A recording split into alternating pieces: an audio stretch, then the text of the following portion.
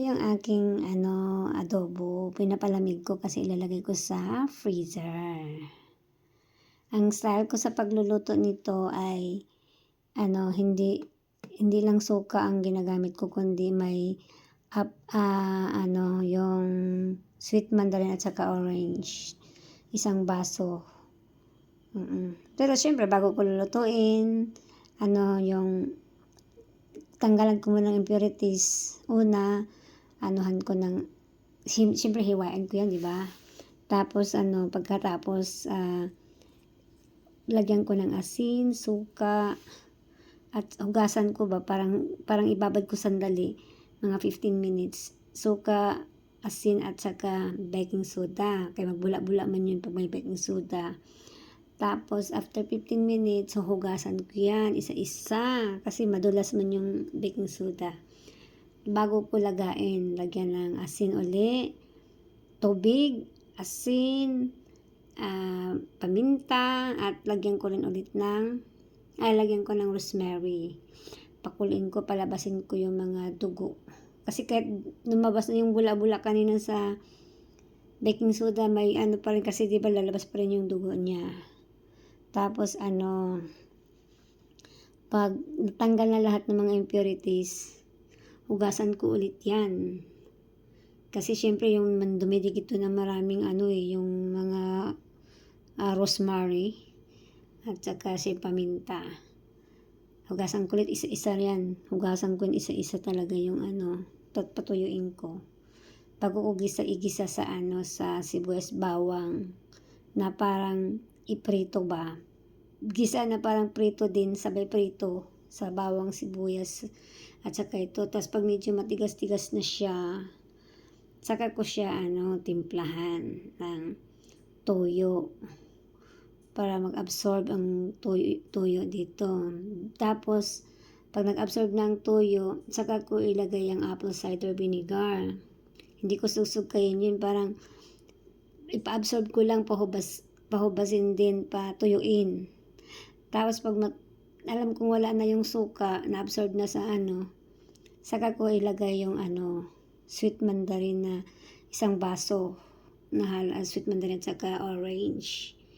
Tapos sabay ilagay ang gata, tatlong latang gata ang ginamit ko nito para lumambot talaga. 3 gata. Tapos syempre may paminta na rin yung kanina pag yung pag-isam ay sabay prito, may paminta na rin. Lalagyan ko ulit ng paminta yon. Tapos iba pang mga herbs, bay leaf, yung pangpalasa like magic sarap or pork nor cubes. Yan. Nilagyan ko rin pala ng yung parang para magkulay. Yung sa pagprito ko pa lang, nilagyan ko pala ng yun, turmeric na. Konti lang na ng turmeric. Hindi naman ako masyadong marami maglagay ng turmeric. Ayun, hanggang sa lumambot, yung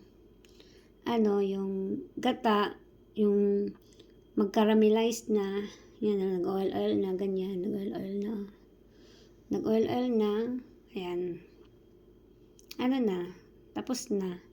Kasi kahit malambot siya, buo pa rin, hindi siya durug-durug kay prito man. Pag hindi mo ipiprito, pag lumambot siya, nagkadurug-durug. Pero pag iprito mo siya, hindi siya basta-basta madurog. Yun lang. Mahilig talaga. Di kasi ako mahilig sa yung maasim, kaya sweet mandarin ang inaano ko. At hindi ko na rin inaasukalan kasi ang sweet mandarin matamis naman. Sweet eh. Yan. Sa Pilipinas, ganun din. Dalandan naman doon ang daming dalandan doon ang inaano ko. Ginagamit ko yung green na dalandan. Bumibili ako niyan kilo-kilo. Yun yung pipigain ko, gawin kong juice para yun yung pang adobo ko.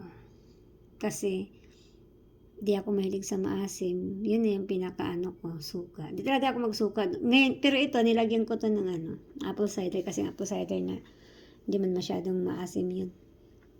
Tapos pinahubas ko muna bago ko tinimplahan ulit ng yung iba pang mga panimpla. So, naka-absorb siya dito sa karne, pero hindi siya maasim dahil pinahubas ko man. Tapos saka ko nilagay yung mga sweet mandarin at gata. Yeah, that's all. That's my way of cooking. Kanya-kanya tayo ng style. Ito yung ko. Ito yung style ko. Okay, bye-bye.